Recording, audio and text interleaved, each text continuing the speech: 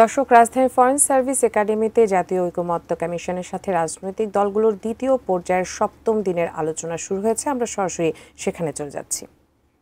EC একটা বিশেষায়িত committee তৈরি করে, যদি ইতিমধ্যেই করে থাকে, আমার জানা মতে তারা করেছেন একটা কমিটি, তাতে যেন এক্সপার্টদের অন্তর্ভুক্তির মাধ্যমে এইটা করা হয়। এই ব্যাপারে আমার মনে হয় না কারো ভিন্ন মত আছে, আমি যেটা বুঝতে পেরেছি এখন পর্যন্ত। তাহলে এটা আমরা বলতে পারি যে এইটা আমরা এক জায়গায় দাঁড়ালাম, এটা আমরা ইসিকে, সরকারকে কমিউনিকেট করবো। এটা এখনই করতে হবে, এটার জন্য আমাদের নির্বাচন দরকার নেই, সংসদ দরকার, কিচ্ছু দরকার, এটা করা যায়।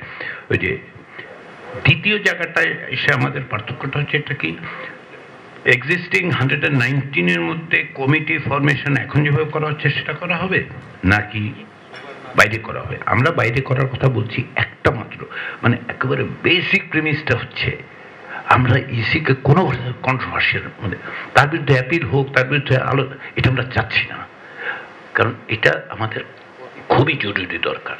সেটা কি ফর্মে করা যায়? আমরা মনে করেছি ইন্ডিপেন্ডেন্ট কমিশন, ডেফিনিট টাইম দিয়ে দেওয়া যায় যে এই কমিশন জনশুমারি সম্পন্ন হওয়ার 6 মাসের মধ্যে গঠিত হতে হবে, এবং ওই কমিশন কোনো অবস্থাতেই 6 থেকে 9 মাসের মধ্যে দায়িত্ব পালন করতে বাধ্য থাকবে। এগুলো আমরা ইম্পোজ করে দিচ্ছি। শিয়া বাটার ও ভিটামিন ই সমৃদ্ধ লিলি হালাল বিউটি সোপ, তারুণ্যময় উজ্জ্বল ত্বকের জন্য। তাদের উপর তারা আবার আটকে না দেয়, আমরা এটাও বলতে পারি। এগুলো আমি কিন্তু স্পন্টেনিয়াসলি বলছি যে এই বিষয়ে যে কোনো ধরনের আপিল পরবর্তী 6 মাসের মধ্যে নিষ্পত্তি হতে হবে। এখন যেটা আমরা প্রতিবার নির্বাচন আসলে করি, তাতে করে একটা সমস্যা তৈরি হয়। আর কি কি বিষয়ে বিবেচনা করবে তার ইন্টারন্যাশনাল স্ট্যান্ডার্ড আছে, কিন্তু তার সঙ্গে আমাদের রিয়ালিটিটা হিসেব করে সেভাবেই তৈরি করবে। যদি আমাদের আপত্তি থাকে, প্রসেসটা ট্রান্সপারেন্ট থাকে, আমরা এগুলো নিয়ে আপত্তি তুলব, সবগুলোই তুলব নাগরিক হিসেবে। এটাই হচ্ছে আমাদের কমিশনের দিক থেকে অবস্থানটাই।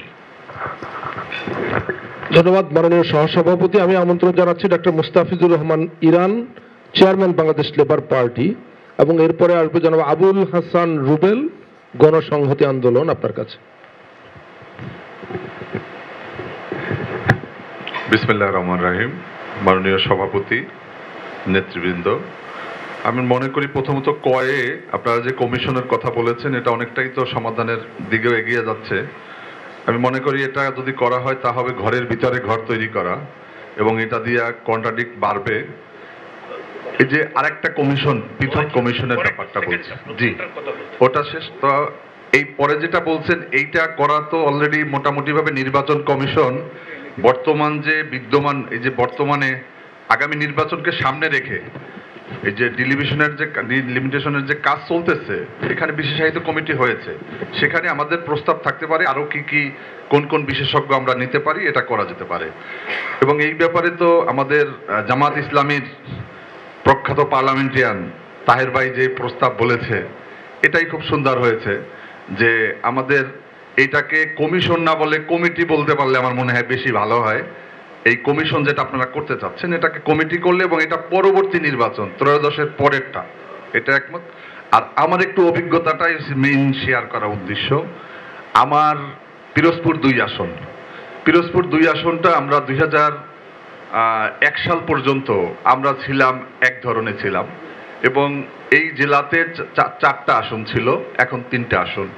এবং এখন আবার দেখলাম যে নতুন করে যখন 2008 সালে একবার পরিবর্তন হয়েছে, পরে আবার 2018 সালে আবার নতুন করে পরিবর্তন হয়েছে।